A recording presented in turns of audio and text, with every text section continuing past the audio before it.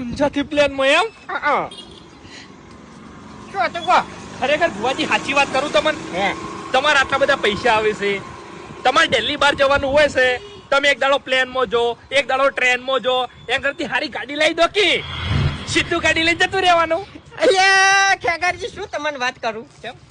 ગાડી તો હું કાલ માગું ને કાલ હા તો કાલ આલ દિલા માણસો મારા ભક્તો એવા પડ્યા છે તમને કહું હું, પણ એ મોગી રજા નહીં હાલતી. નકર છે ને ફોર્ચ્યુનર માગું તો ફોર્ચ્યુનર, ઓહ. સ્કોર્પિયો માગું તો સ્કોર્પિયો, અને થાર માગું તો એટ અ ટાઈમ થાર.